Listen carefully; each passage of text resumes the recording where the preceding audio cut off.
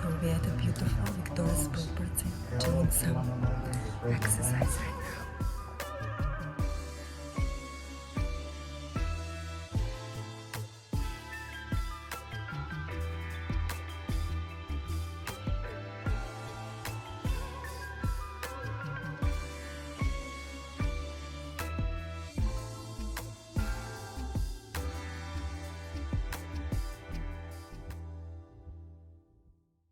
The way the human life system works is that we have many different receptors, responders, and so that we would know what the environment, physical environment looks, so that we don't endanger the environment. So we have the eyes, gives you an experience of where you're going, what's going on. Are you walking over a cliff? Is there a lion coming towards you, or is there an automobile heading and you want to need to avoid, whatever it is. So it's information. Same thing by sound. Sound carries so much overall information, not only about the environment, but also it builds information module in the subconscious about what has happened in your life, in a sense. So a total accumulated data bank of your biocomputer. So you have all these sensory data. They come into your system, and they're going on all the time, every second, continuously. Everything is going into receptivity. The body doesn't. Then it goes into hypothalamus, and the hypothalamus is basically sorts and codes that information and sends it over to pituitary. Now the pituitary interlinks with your subconscious, which is a trail of all the information you had experienced, and takes all the experiences that are similar to the ones you're having right now as a reference point. So in terms of determining behavior and trying to decode whether it's a fight, flight, or it's a safe environment. So are you experiencing love and trust and understanding, or are you experiencing fear and defense and endangerment? So if you trigger the fight or flight, then all of a sudden the whole body goes through a lot of changes. First of all, the digestive functions are shut off. That's why people who are under a lot of stressful environment, the digestion becomes faulty, and people are always suffering from indigestion. Within most of the people are in a stress fight flight mode, either due to emotional information that is coming back, for allowing yourself to listen to the past information that is continuously still circulated. I mean, your past can be continuously alive. Things that happened 10, 20, 50 years ago even can be still active until you erase it. And the erasing procedures is diet, and I myself had lived a life of terror, life of danger as a child, infant, all kind of. I've been assaulted in so many different ways, so I couldn't even process the sensory data, including I developed autism. So with autism, basically from not vaccination, but inoculation. So that doctor gave me 4 times normal dosage, and I went into a coma. Then I stayed in a coma for about a whole month, and came out of it, but and so many other traumas. And it's like knives. That's the first thing in terms of any physiological trauma. You experience this first in the heart, and that's where you set off another sound effect. No, that's your that's what we normally do when we are in a pain, and that is the heart chakra sound. So basically, it hyperactivates the heart chakra to go from operating it basically increases by hundreds, if not thousand-fold, the magnetic field now at the extremities. So now we're going to be applying it like to that traumatized area. And I kept on screaming, because I was in excruciating pain, like knives were shooting through the heart. I kept screaming, and within about 5 minutes, it went into a fever. It became hotter and hotter, and then it went into coolness. And then within another couple of minutes, it was gone. There was no scars, nothing. No black and blue marks. I went back to, I said gratefully, thank you, and unloading. But that happens, including like I put the pinky finger on red hot skillet, and I just wet it, and I put it like this, or I am healed, milliseconds. It's like new finger. So we have that kind of power. That's just on a physical level. On a psychological level, the way our brain primarily works is that they call it, it has become a major area of investigation. Mel Gibson, you can find her on TED Talks. It's called the 5-second rule. So in other words, I was, basically I had completely disengaged from the outside world. So you end up that kind of information, that terror carried over. And whenever I was doing cleansing and detoxification during my early years, I would start feeling all kind. I didn't know anything. If you go back 50 years ago, who knew too much about psychology? All we knew is talk about diet. We don't talk about the holistic module. And my survival was the first, engagement in bringing holism from scientific and historic point of view into a single work. So I have the science of happiness, emotion, spirituality, physical, and dietary upgrades, and how it all is interrelated in that book. So I would start eating, and I became basically huge volumes. So, and when you eat, basically, you still you stifle, you mute, you numb your deep cleansing reactions of these emotional molecules of proteins that are surfacing out of your fat, out of your muscle tissue, and coming into the bloodstream. There's a woman, Dr. Candace Pert. She's a psychiatrist, and she's done a lot of research, and one of her books is entitled, The Molecules of Emotions.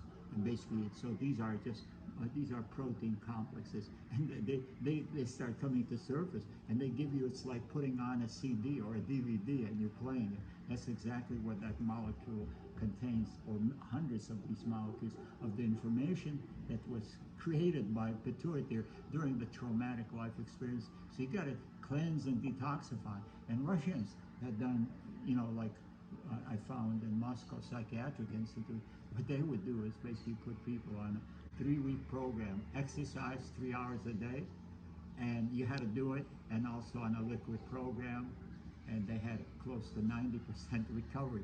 And then when they would go back to their normal lifestyles, if they went back to eating their traditional foods, came back again, including schizophrenia, because the animal protein has in it fear hormone, so it triggers again that anxiety, and it starts building up, and before you know it, you're just malfunctioning. And also it reduces your oxygen transport by eating a combination of animal proteins, and as well as any kind of mucus forming food, especially dairy.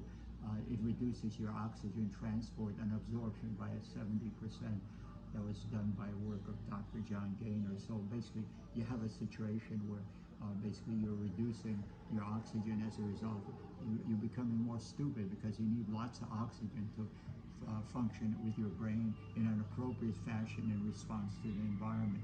So anyways, so they had this, when they put them on a vegan diet with fasting once a year, no recurrences, whether it was schizophrenia, panic attacks, or anything.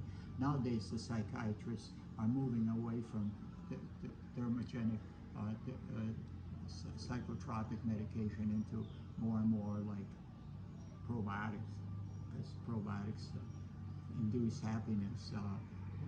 And matter of fact, on the now bottle label says they had all these 10 different bacteria that encourage serotonin production. So the last comment says, well, if after a while trying it and you haven't gotten the kind of results that you were hoping for, try krauts.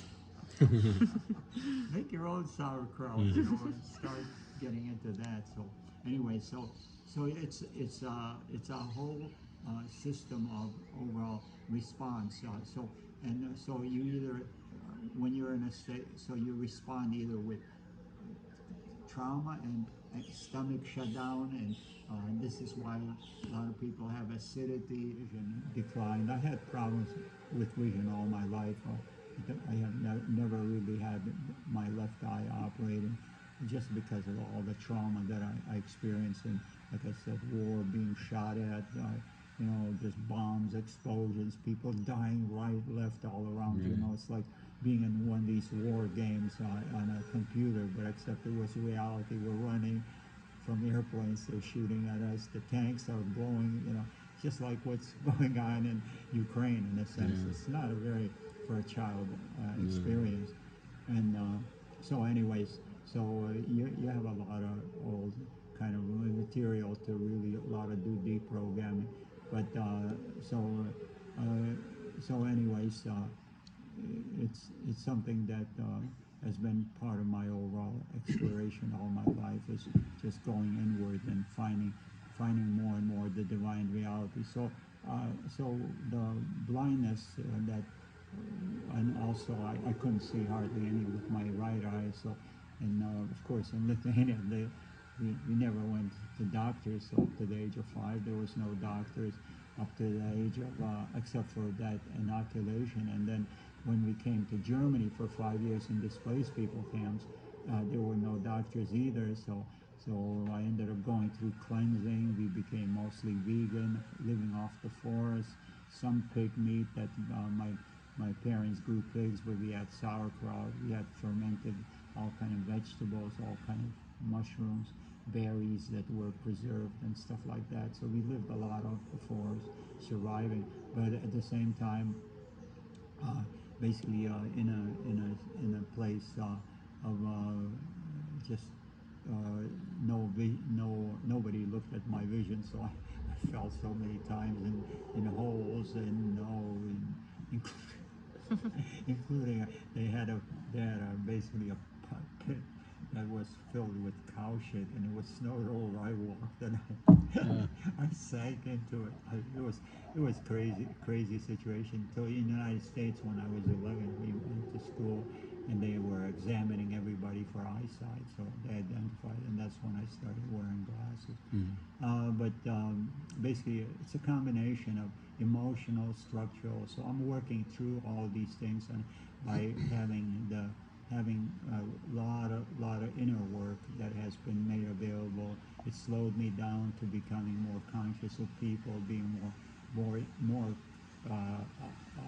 you might say connecting with people on an emotional.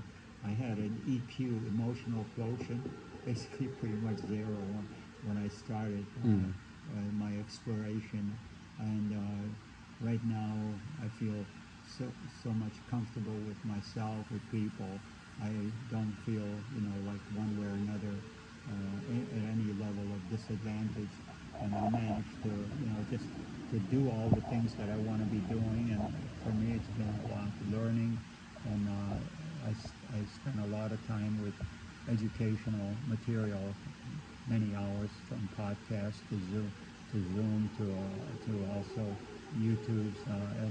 So I have access to that, but at the same time, I'm working on a basically psychic level. Have you ever heard of Dr. Joe Dispenza? Oh yes. We love him. Well, Daily. his system is actually, he's quite right in all the stuff that he describes, how the brain works and how the miraculous comes about. And I also work with a lot of the teachers of Dr.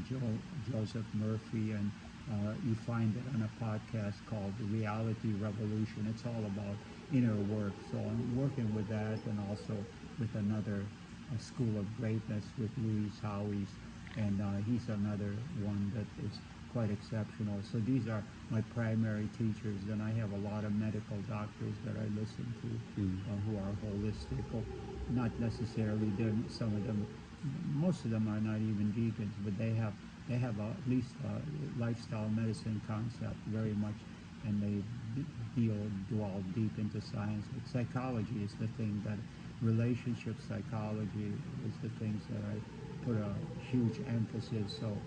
So the last 2 relationships have been exceptional in terms of growth that I've never had before. I mean, at 80, like they say old dogs never learn new tricks. Well, this old dog is continuously learning. Continuously learning. I ended up, I wrote, most people don't know about it, but I wrote about, 10 books altogether. And the let's see, was it the second one? It was actually the fourth one, was called Life in the 21st Century. What I did was collect anecdotal stories of all kind of individuals, including about 3 or 4 women that had given pregnancy who were totally on raw food, and then also raw food communities. There was a blue light community up in Austin, Texas. They had about over 100 couples living together and doing raw foods and supporting one another. And still pretty big. So just getting feedback from the medical doctors who were also members of the community, just kind of seeing, especially in reference to pregnancy. And then I also was early in my life, I was very interested in subject of creating superior human beings. So like one of my favorite philosophers was the great German Friedrich Nietzsche, and basically thus spoke Zarathustra. He was all about the struggle that exists within every individual between the dwarf and the giant. In other words, which one is going to predominate, social pressures and not tapping into and correct lifestyle habits. At least he was a thinker on that level, but an excellent book, and it's still available. It's called Prenatal Origin of Genius. You can get it from health research on the web. Prenatal Origin of Genius. So basically, they studied over 200 cases of basically geniuses and what were the predispositions. It's basically geniuses just represents, to whatever extent it has to do with programming of the consciousness, and also being born, because numerological profile sets the whole dynamics of the way you're going to express your life. And you can be the positive or the negative side. I've seen, people come with the greatest possibilities and end up declining into the emotional storms and the environmental, that they end up not facing up as learning experiences and kind of doing a lot of blame game and all that. So anyways, they covered things related to the couples. It's basically optimal nutrition. Now, for most people who are unconscious, when do you have optimal nutrition? When you're youngest. Because and I covered in my book extensively on menstruation. Basically, menstruation is totally unnecessary. It's the result of dietary habits. I did a study with 90 women, and 60 of them stayed with me for a whole year, keeping a journal of daily their mucal and basal temperature, and showing when they were fertile. And so they had the fertility cycles every month, but they had none, and all of them were non-menstruating women. Wow. So basically, menstruation has no overall influence on it. It's dietary induced, and basically, and there's an excellent book written besides myself, in Survival by Bernard, called The Mystery of Menstruation, and again available from the same company, the Health Research. So anyways, so that would be when they're youngest is when they have optimal nutrition, because the losses of nutrient menstruation leads to, and nowadays it's like it starts at 10 years old age for a lot of the young girls, and lasting like 3. I deal helping a woman 38. She's 3 months of she's got that what they call PM DD. Basically, and she's completely disabled. 3 weeks of the monthly period, she's totally unable of functioning. So, and trying to get her into lifestyle radical improvements, and without even being raw or necessarily vegan, it just involves addressing the key characteristics. So, anyways, so when you're young, you have the best likelihood. So usually, as a rule, so you had also that was number one. You found that consistent pattern was a young woman that gave the birth to this superior being. And secondly, what about the mate? Well, they found that as a rule, basically what is important in the birthing, the 9-month birthing, is basically, and you see that in animal husbandry and otherwise, is basically not having allowing the female to be basically engaged intercourse during the period of carrying the infant. Intimacy and all kind of love play is wonderful, and support by the mate. But so they were, as a rule, more elderly men, and they were also quite wealthy.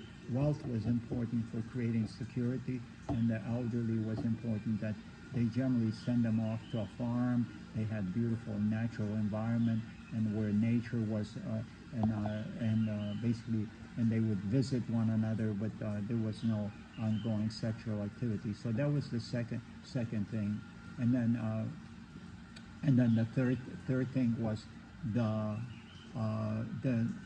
emotional and the intellectual environment, because by having a peaceful, comfortable, overall low emotional trauma, or really none whatsoever, feeling everything is provided, secure, having good country-like nutrition. They're going to be eating, now country food, simple stuff from the land, none of that fancy bakery, pastry, sugars, jams, and all that kind of stuff of the city life. So that was the other thing, was the nutritional, and then the mental stimulation. So they found that, as an example, whatever, like if a woman was involved in basically art and doing painting, you generate completely different internal brain patterns than when you are basically someone who's going to be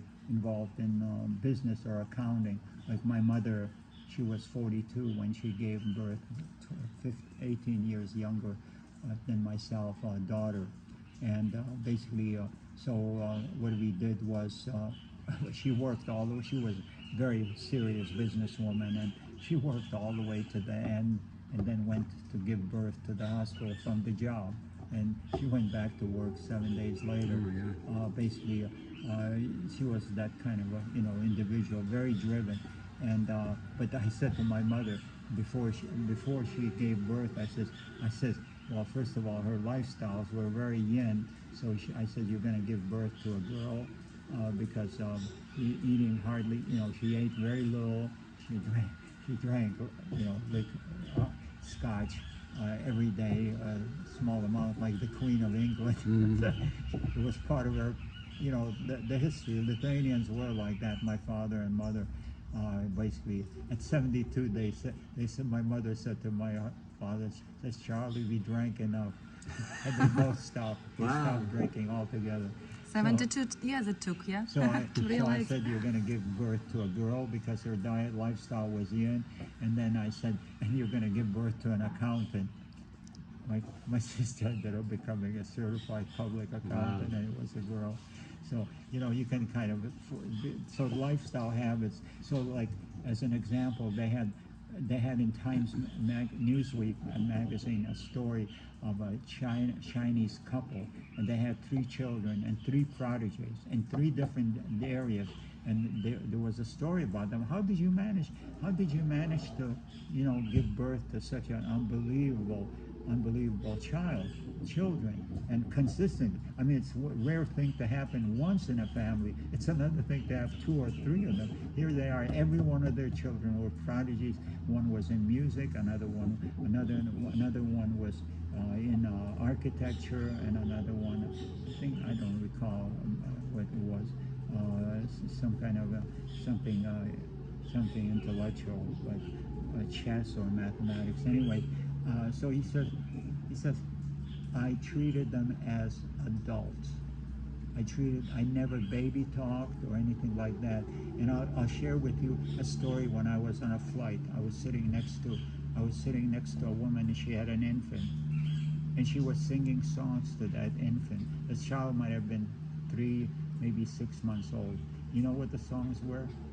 A, B, C, D, E, F, G, H, I, J, K, L, M. and then she would repeat that again. A, B, C, D, E, F. She's programming her mind. And then she would sing the song of days of the week. Monday, Tuesday, Wednesday, Thursday, Friday, Saturday, Sunday, Monday, Tuesday, Wednesday. And then she would do the months. So this is that kind of overall environment. I mean, that woman, you know, I can just imagine what level of consciousness she had been, you know, to be able to, you know, to treat like that. So that was what the Chinese is basically, they made the environment very supportive, number one.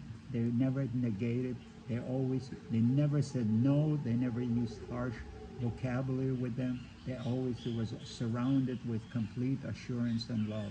And that was a key component. And there's on the web, you can Google up somebody called Little Hercules. And this guy, I saw him on TV broadcast on one of these national interviews. And he was 8 years old. Now, at the 8 years old, he had mastered of 3 schools of Kung Fu. So he had black belts in 3 different schools. She had mastered yoga, and he was also finishing college at 8 years old. Okay, the parents were raised. They had only family relationships. The kids were not allowed to go to connect with other stupid people. Because majority of people are stupid. It's just a fact. The kind of lives they lead, it's very, you know, you gotta, I thought that the number of people of caliber of consciousness are growing exponentially according to Paul. He did demographics of the world. It's called, you can find it on the web, it's called creative, cultural creatives. That was the nature of the study.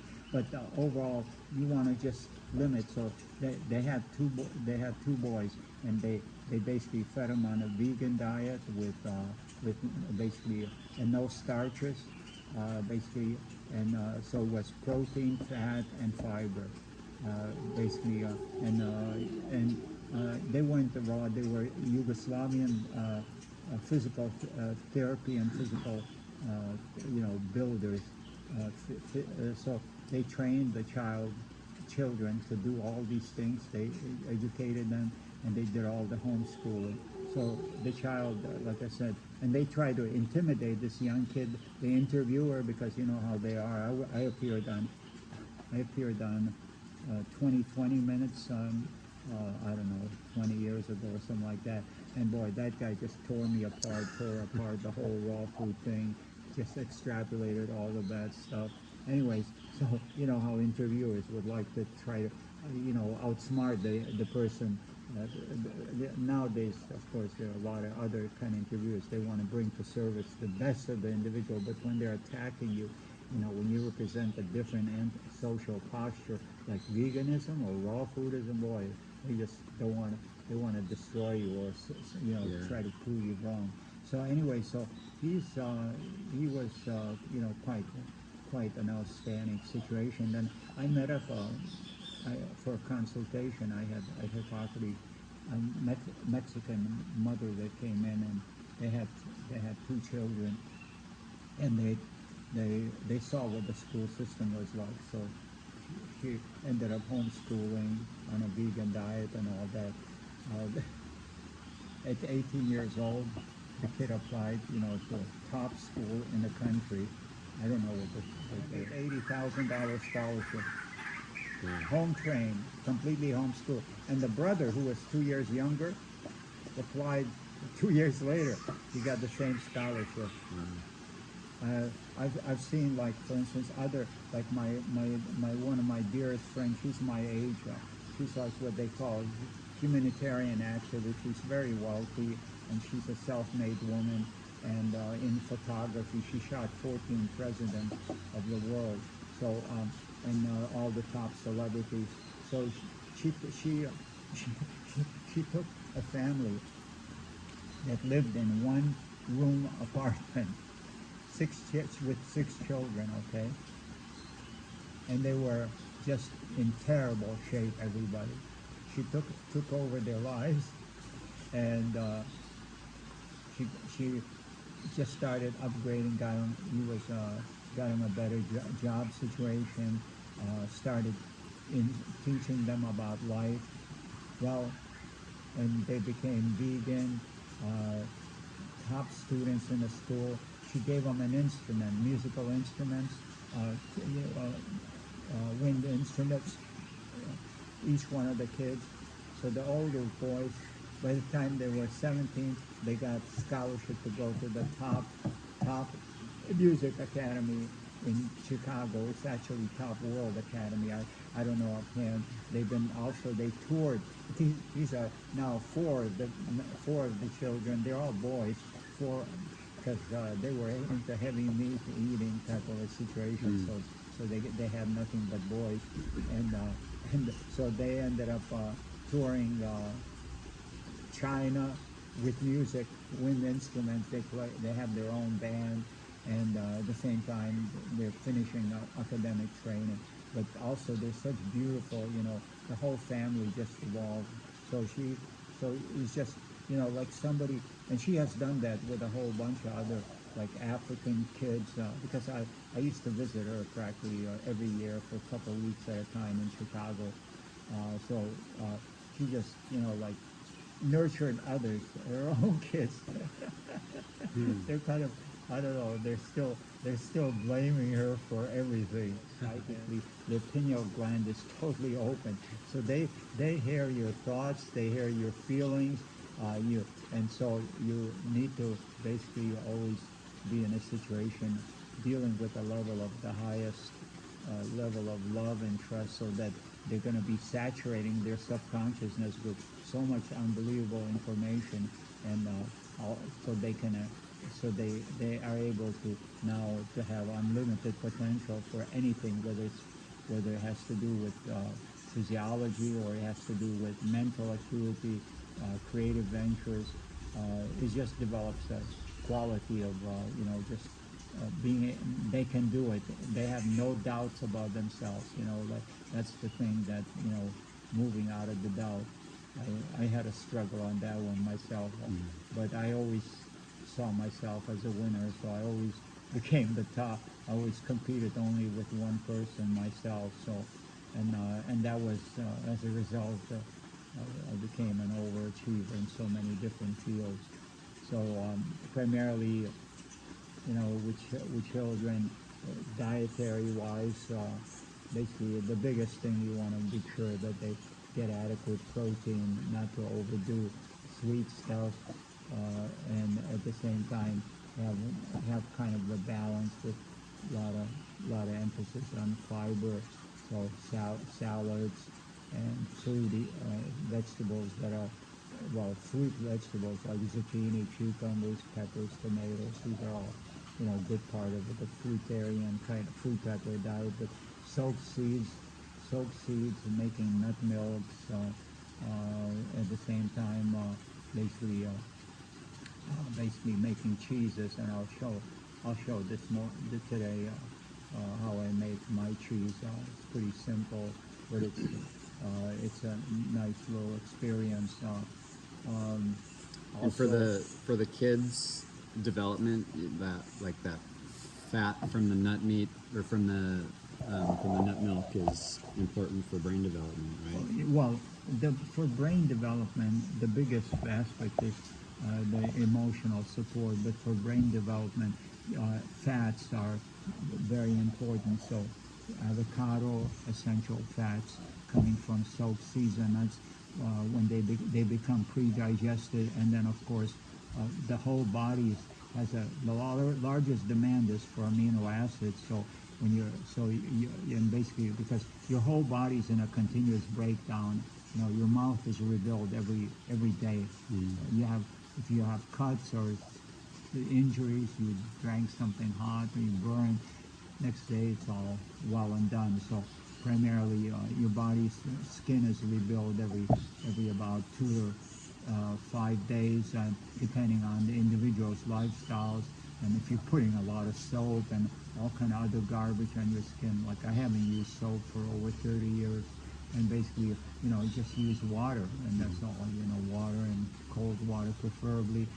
Basically, and your body just responds that way. Doesn't get destroyed by. I mean, you kill off microbial culture every time you put on soap on your body. You end up destroying microbes, and these are the most important thing about life is microbes. And there's an excellent book that's called by Dr. Will Bolshevitz, and the book is on the New York Times bestseller list. It's called Fiber Fuel. Fiber Fuel. And basically, Fiber Fuel just documents the guy, because of his research. He's a medical doctor, a gastroenterologist. Because of his experience in writing the book, he had no other choice to become vegan and mostly raw food.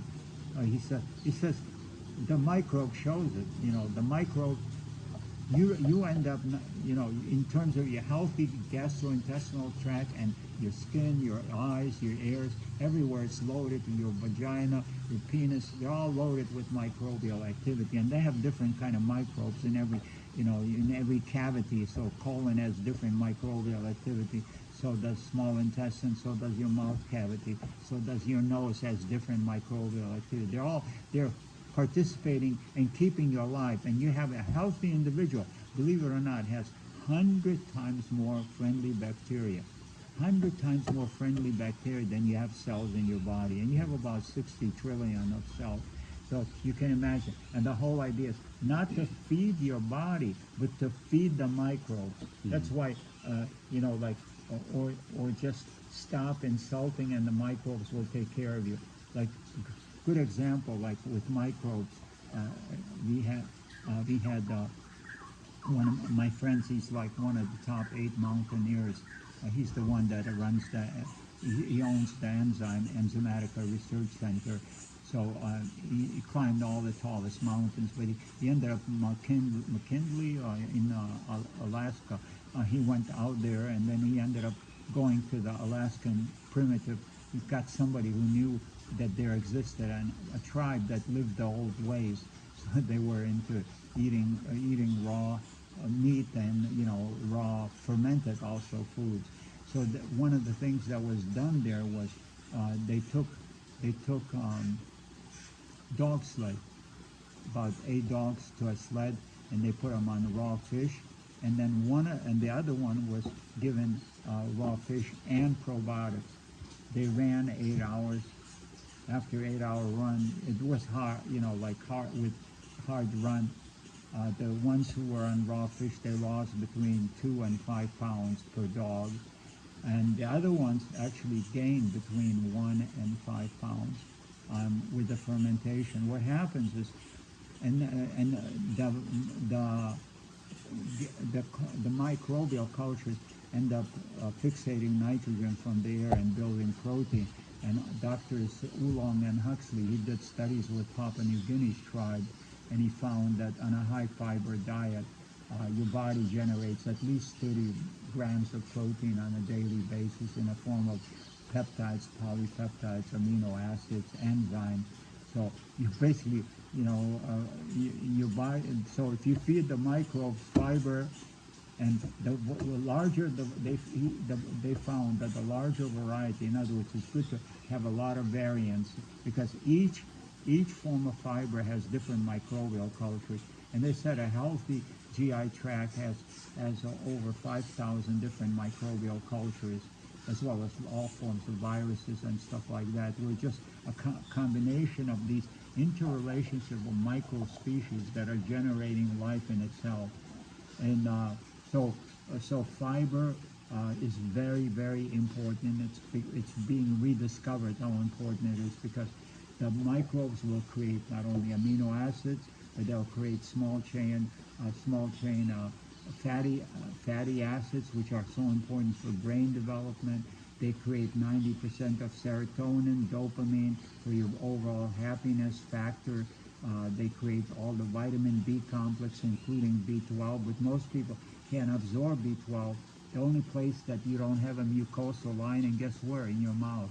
So that's why they give you vitamin B12 sublingual, because if your intestinal tracts are coated with mucophlem, so you don't absorb the B12 that is produced by the microbial cultures. But if you've done cleansing and detoxification for years, you're able to absorb it with no problems. Like Dr. Gabriel Cousins says, I don't take vitamin B12, but he advocates for everybody else to take it because he's done basically a raw food, predominantly a raw food program for like forever. And so does Dr. Brian Clemens, Dr. Anna Marie Clemens. They don't, I don't know right now whether they do take vitamin B12, but basically they said, they haven't taken it, and I haven't taken it, and we just ran about, I don't know, 3 years ago some blood tests, and we were okay on the overall B12. So basically it's microbial. When you detoxify, your surface becomes very absorptive, and you need less and less nutrient. You get more and more nutrient absorption, especially the nutrients that are produced by your microbial culture. So very important is basically fiber and quality fiber and variants of fiber. So most of the healthy people, according to what Will in that book Fiber Fuel, he talks about. He says they eat a lot of wild-crafted plants, and they're seasonal. So they're basically picking all kind of different weeds and plants that are edible, and they grow some of it themselves. But you have a huge variety over a period of a year. They said they might have as many as 1,000 different plants they have eaten during the year. But variance is definitely beneficial, and then eating some fermented foods and all the studies of that you see in relationship to longevity and low incidence of degenerative diseases and low infant mortality. They ate some form of fermented foods on a daily basis. So it might be miso, heated at low temperature below 120, or it might be sauerkraut, it might be yogurt, my discovery was I pioneered the whole sea cheese production. I discovered it by accident at Ann Wigmore's. I was for 2 years with Ann. I looked like a foster child for anorexia. In other words, I was 95 pounds and 6 feet tall, and that was 50 years ago, and couldn't put on weight because I was completely enzymatically exhausted, and we had no understanding of enzymes or anything like that. And a good deal or most of the food we ate actually was cooked. Like we had cooked stew, we had our nuts or seeds were never soaked, like we'd grind up sunflower or sesame, and so it was just impossible. And the dressings we made was from a tahini can, and that was, I think, was roasted, and you ate very little of it because it was so greasy. So I would make the tahini dressing and would put it in a refrigerator and would pull it out day in and day out. By the time fifth day rolled around, oh my God, I said, this stuff tastes real good, and I started liking it. So I started eating more and more of it, and of course I started gaining weight. Before I knew it, every week I would gain about a pound of lean muscle mass. So within a year I gained about 45 pounds. And so I figured out, oh, it's yogurt. Instead of using milk from cow or goat, we were using milk made out of sesame seeds. So then I started experimenting with sunflower, with almonds, cashew, and it became a whole industry right now. It's starting to infiltrate because it's becoming part of like Whole Foods, and people are still working on developing different kind of raw cheeses, but it's becoming quite a new frontier because dairy products are so big with people in terms of overall consumption. It's like the two hardest things for people to give up as far as going to be plant-based nutrition is dairy and sugar, or in other words, exaggerated volume of sweet stuff, like and also exaggerated eating and overeating. In other words, the meals are so big, and people should, like we had last night, maybe it would be considered about a cup and a half. Well, a meal that would be 2 at most 3 cups in size. Then your body can still digest it pretty successfully, but most people eat, and that includes in a healthy diet. Like I watched the hygienist. He was, I don't know if you know Doug Graham, the hygienist. Well, he was his best student.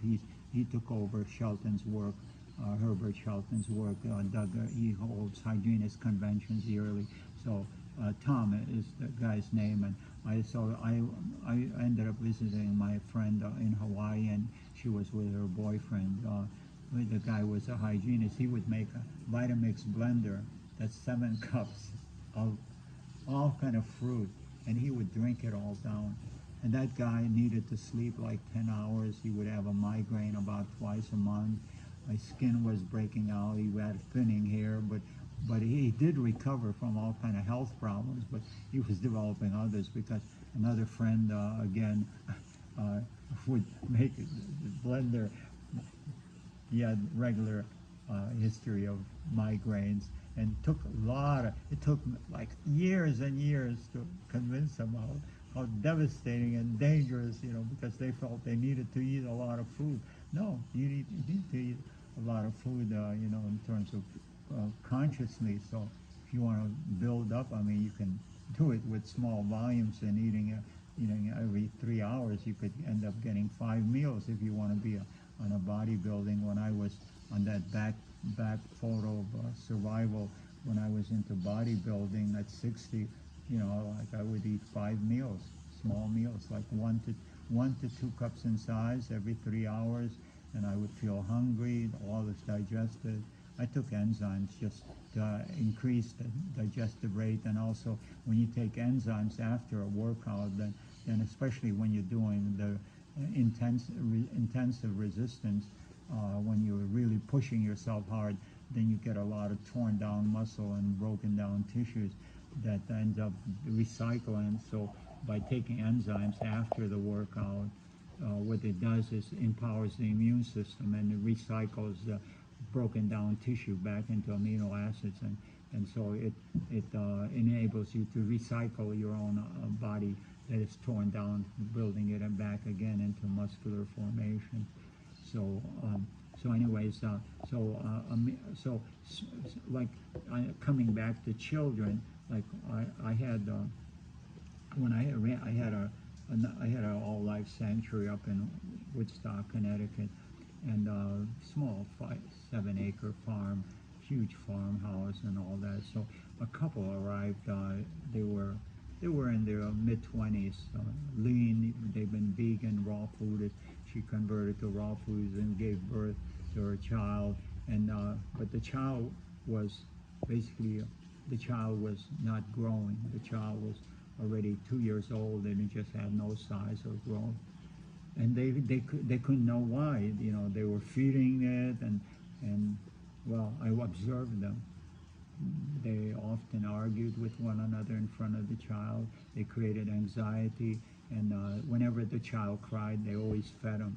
And that child was basically not only not able to digest this, and they were feeding high concentrated foods and a lot of sugars in terms of orange juice, in terms of carrot juice, and a lot of protein shakes, completely different from what you would normally be feeding infant, in a sense.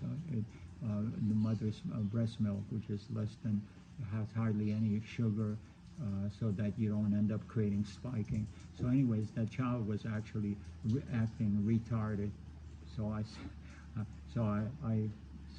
said we're going to have to do some radical changes. First of all, whenever the child cries, I says you make sure you go over and talk to the child in gentle voice and do a lot of touching and reassuring. And I said I'll also show them some massaging of the tummy, because the child was having some pain or some digestive, or it was hungry, but you never overfed them. So they started giving diluted nut milks, and continued on with the breastfeeding. And within a period of like 3 weeks, that child became a happy child. I saw the child about 3 years later, and now it was total normal, a very genius-like kid.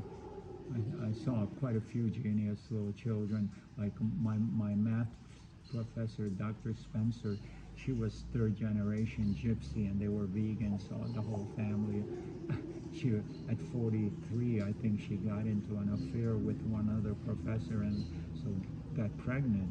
So she gave birth to that child, and at 5 years old, the kid would come to the class, would be sitting with the other sister in the back, and she would be, the kid would be listening to math lectures, okay, at 5 years old, and then the kid would say, "I want mommy, I want milk."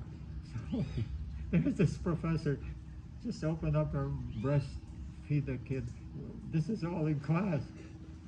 And so, and that child at 5 years old was already playing in an orchestra with a violin. Wow. Some was 64, 65. After the assassination of Kennedy, Johnson gave a speech to the world on the health of the nation, and he never read the speech. It was prepared by the speech writer, and basically it was based on World Health Organization statistics.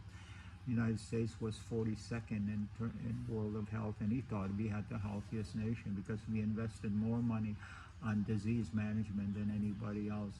So, and 65% of the whole total population was sick with incurable diseases. They were medically dependent. 25% of the children. Right now, it's 54% of the children are suffering from old age diseases, chronic conditions, and they're medicated. 54% of the children. That's how bad we have gone down. And so he said to the Surgeon General, find out what we're doing wrong. So they spent 10 years, and Dr. Koff was at that time in charge of that whole project, and he came out with the Surgeon General report. And basically, in the first chapter, for introduction, it stated, so that you wouldn't miss that point, it says, as far as health and wellness is concerned, it started off with do not expect help from your medical doctor. Number 2, do not expect help from hospitals. Number 3, do not expect help from any scientific breakthrough. It says the whole thing relies on 5 principles, 5 action steps that is within your own reach. And that ended up becoming the foundation for alternative medicine and all that. And that was diet, exercise, and then basically attitude. In other words, if you negative attitudes creates and living in other words, living either in fear or love. If you live in fear, which most people are, especially nowadays, considering what is going on, then your whole system is collapsing, your digestion is faltering, you're always in a flight-fight mode, and digestion is shut off, and then you're rotting, and you're absorbing all kind of indigested foods. Everything is just, you're becoming a garbage can inside of you. And then the other ones was rest or recovery, and so in other words, most people are about 2 to 4 hours behind on their rest, and the rest is, well, it all depends on your lifestyle.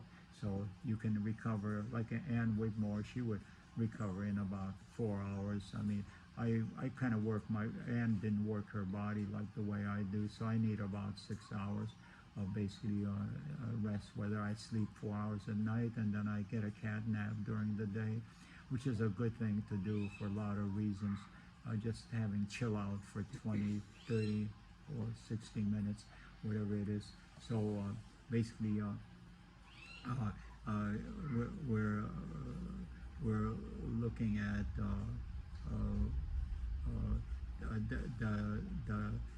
so the rest, recovery, and because then you're in a fasting mode, your body goes through regeneration. Matter of fact, a study was done, and it was published in New York Times on May 23rd, 2002. Under the science section, it's called misfolded protein. They stated in that article, which was like the bomb, it was like the greatest article that I've ever seen.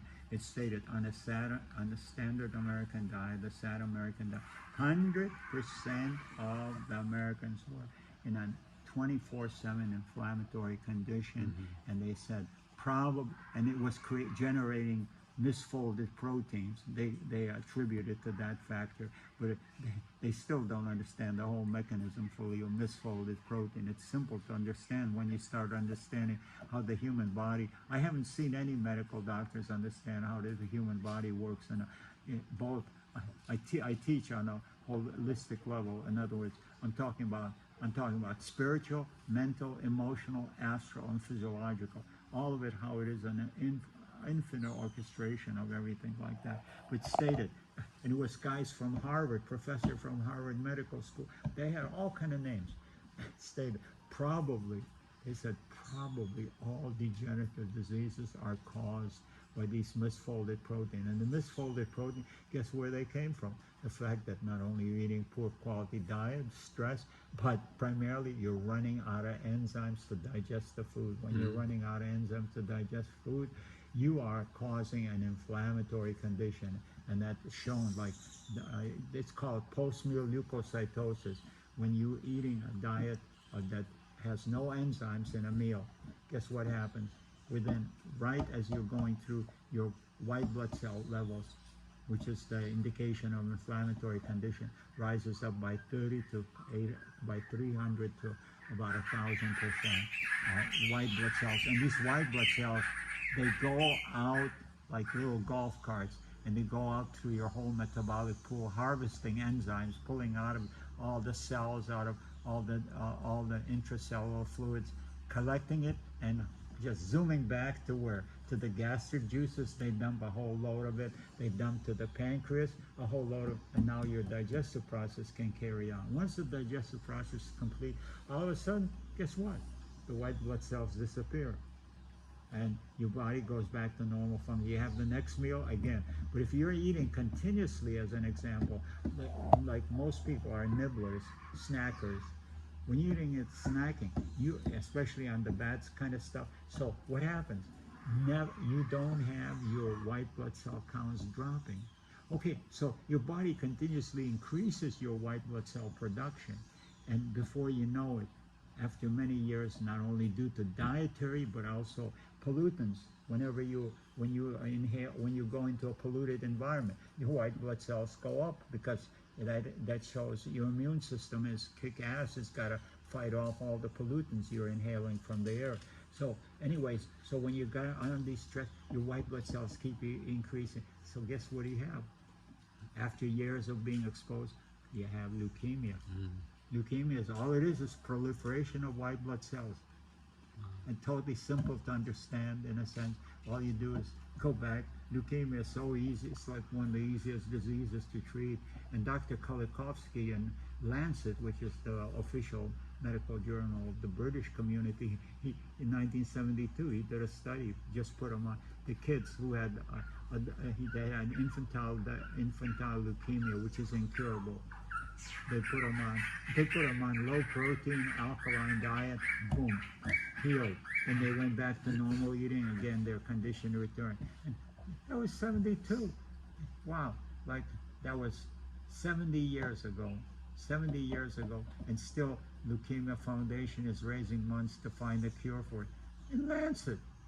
All right. And he said why he didn't have 100% success. He said, and he was a very humble doctor. He said, probably I haven't discovered the optimal diet. That was it.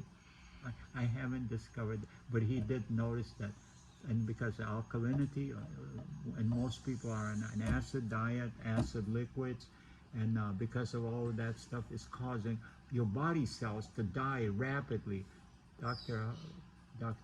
Creole, the Nobel Prize winner in his PH study called Bipolar Process of Life, in a sense, he says all cellular death is due to acidic saturation, and people are on such acidic lifestyles and all of that stuff. So he alkalized the diet, and he put it on low protein, because that's what we're meant to be consuming, low protein especially. But if you consume a high protein, you can do that successfully if it's pre-digested amino acids, and you're also requiring it for, a lot of physiological bodybuilding and stuff like that. So you know, your body can deal with it with the help of also extra enzymes, extra probiotics. But it's a joint venture of consuming pre-digested proteins and or there's two different ways that protein becomes compatible with your body. Either you take protein from seeds, either you germinate them or soak them, or you put them to fermentation. One is pre-digested by the enzymes in the seed, the other one is pre-digested by the microbial cultures acting. And that includes, like I said, heat-treated proteins like we had the experience with Ann Wigmore with the tahini, and here we have the roasted tahini or the roasted peanut butter. Basically, microbials eat it and spill out amino acids, peptides, polypeptides. It's pre-digested, and your body, and you can do muscle testing, and you can even, you know, like you can utilize your body. Could I have one of your hands for optimal? Say your name. Lena. Okay, say my name is. My name is Lena. Okay, okay, you're strong. Now say my name is Daniela. My name is Daniela. See, your body knows knows everything. Okay, so for optimal wellness, consuming sunflower seeds. For optimal wellness, for optimal wellness, consuming sunflower seeds. For optimal wellness, consuming soaked sunflower seeds. See how different your body knows all of that stuff.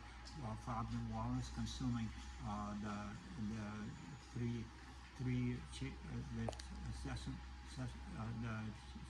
tahini, peanut butter, and sunflower cheese. Resist. For optimal wellness, consuming the sunflower peanut butter tahini cheese. Resist. So basically, for optimal wellness, consuming roasted tahini. For optimal wellness, consuming roasted peanut butter. See, the body knows all these things. Children that are happy means that they're optimizing their digestive fire is optimal. They're going to be showing up to be creative, and they're also light eaters. They're not heavy. Happy children are small eaters. Yeah, they're not hungry. They're busy. They're creating stuff. Exactly. Yeah. And that's they're As soon as creative. they They're get enjoying bored, their life in a sense, and they're not food obsessed. The food obsession is result of number one is that there's no nutrition in the food that children are eating. As a result, the hunger signal is always on, and secondly, they're using it to numb themselves to feel comfortable with the negative, you know, fear-inducing environment created by the parents and bullying in school. You know, it's not an easy life to be living in the 21st century. For a person who is not athletic, like, you know, regular person living regular life, what do you think? 3 times a day eating this 2 cups portion is enough? Actually, everything is indicating that the whole idea of three, unless you're on some kind of specialized, you know, like you're trying to be bodybuilding or increase weight, but even there, it's questionable. You can go up on the web, but this guy has been doing it for over 20 years. He's the strongest. You can Google up a vegan strongest man, 1 meal per day, and he's basically he consumes like 1 meal per day and about 15 to 20, 1,500 calories up to 2,000, and he's been doing it, and so has his wife, and basically he's considered the number 1 in deadlifting, basically, and he works out 4 times a day, kind of small little different kind of exercises, and he does weight training in the evening, before the evening meal. But intermittent fasting, in other words, reducing the number of meals and fasting. What happens when you abstain from food for at least 12 hours? Then your body starts manufacturing human growth hormones in circulation. It also starts manufacturing stem cells. These are all extremely beneficial for rejuvenation of your system, enzymes, and basically, and your whole system becomes much more efficient. So eating like 2 meals is really kind of best, and staying on liquids the morning till 11, 12, Brian and Anna Marie have been the Hippocrates directors. They had been, they've done for 15 years only one meal per day because they stay on liquids all day, and then they have an evening meal. And By liquids, you mean, does smoothie include as a liquid? Excuse me? Like smoothie, juice, water? No, just Or just water? all they had was they would have green juices, green juice and water, and I think that was about it. And primarily, and he's a big guy, bodybuilder, and all that kind of stuff. So and so is Anna Marie. They're just quite well endowed, both of them. But the reason is that when you stay on liquids, then your mental clarity is optimal, your focus, your everything is in an easy flow. But the other best is to stay on juices and also maybe a protein shake during the day, small, like one cup size. Like if person is working, if they want something heavier, they have like a thermos bottle, one of juice, another bottle of water, and then also another canister of like a green protein, or taking in things like spirulina and the blue green algae just totally improves them. I broke out of my bulimia, 15 years of bulimic, okay, which is like pretty long record. Yeah. The guy forced it on me. Well, he kept, pestering me. This friend of mine, he became known as Swami Shashami, and he would call me. He finally sold me to buy the products, and so I bought it, and I wouldn't take it. And he kept calling me every day. Said, "Have you taken?" So I finally got tired of lying to him, so I started taking. Within 1 week, no more desire to go crazy on food. I started feeling emotionally more. That's all within 1 week. Just blue green algae and enzymes. So it has a very dramatic impact. We have seen thousands and thousands of individuals benefit from these kind of conditions. And like I said, there's studies right now by Dr. Thompson, I believe, with ADD treatment successfully with blue green algae. Even with autism, basically the best results are with enzymes and then and probiotics. These are the biggest factors because the key thing is chemicalized environment, that gastrointestinal toxemia. They have ongoing indigestion, brain fog.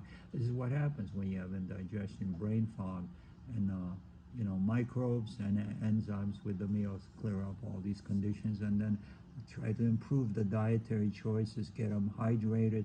All these things are important. It's not just one factor, but getting them into basically becoming more happier environment, and just getting into a different kind of overall exposure mindset, and just treating them as normal kids. Like one of my girlfriends, she worked in a catatonic ward, and she treated the doctors all just had them all medicated and didn't do anything.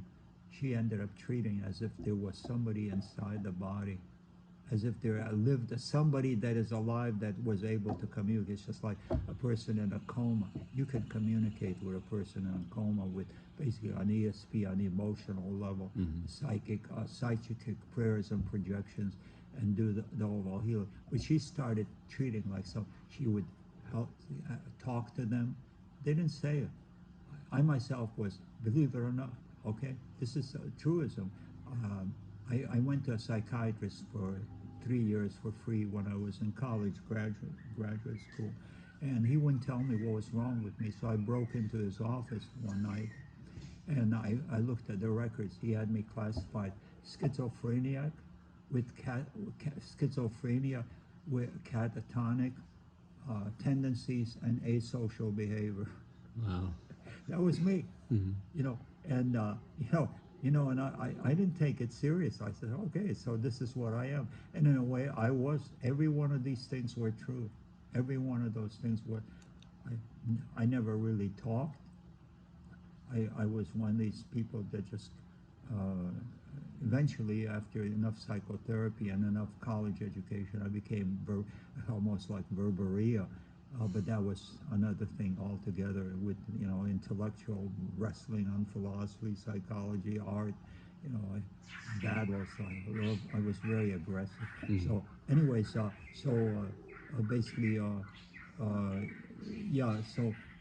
recovery, that's the children, when this woman was treating them nicely, guess what? They started recovering, they started improving. Then another person noticed that it had a lot to do with how much teeth fillings they had. Mercury was causing brain fog, damage throughout the system. So they removed the teeth that had mercury fillings, and within a month they were recovering from all these psychiatric disorders. How big of an influence. So there's a lot of influence in the mouth cavity. What is the condition there? Matter of fact, like if you go buying a horse, what do? You take a look in the mouth, okay, to check the mouth. What condition is it, and whether you're going to be getting a good horse or a schlump. So, and the same thing with humans. More and more doctors are saying what is going on in your mouth is determining about 80-90% of the chronic situations. And of course, what is going on is what you're eating, but the dental overall hygiene and inflammation, infections, the dietary choices, the microbial cultures. So it's open up. Awesome. Here we go. Fresh and nice. Thank you.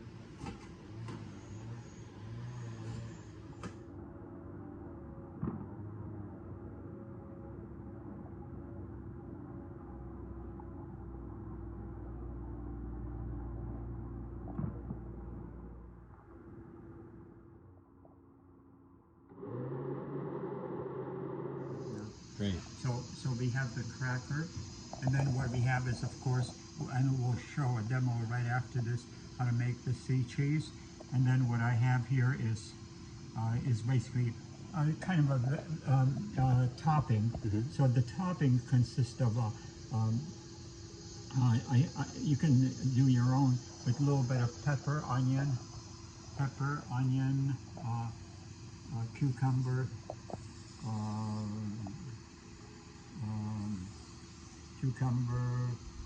Avocado. You put avocado. Fruit, avocado, and basically, and I added to it a little bit of stevia, a little bit of sea salt, and just massaged it in.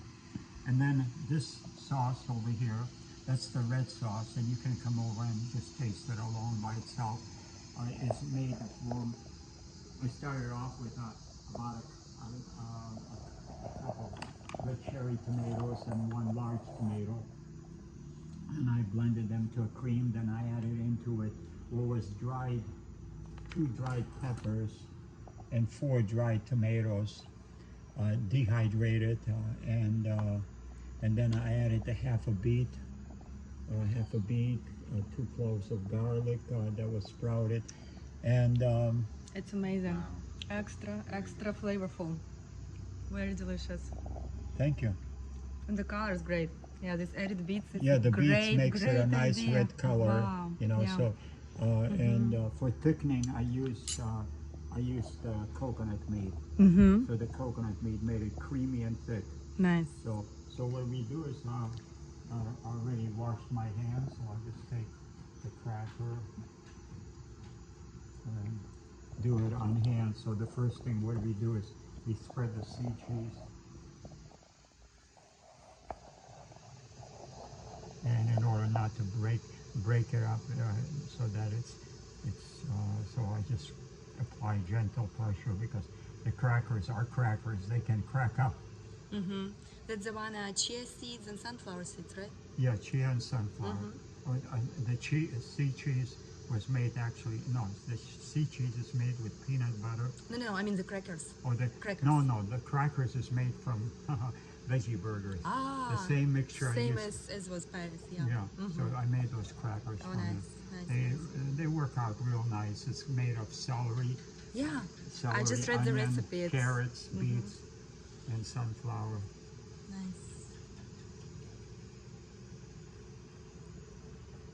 And then what I do is next I spread the red sauce on top of it.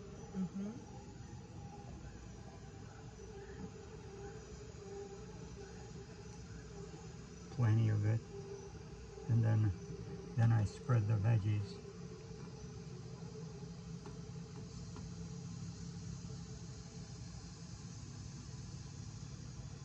And right now it would taste like a good sandwich. But we're gonna put it and just warm it up In in the dehydrator. dehydrator. So if you could pull me out another cracker, Yeah. please. So we'll just make 3 of them. Here we go.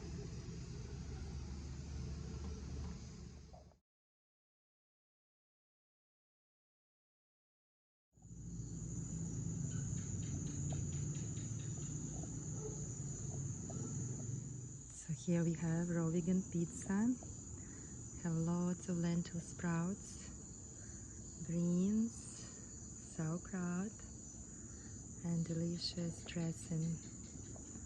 All made right here in this gorgeous paradise by Viktoras. It's divine.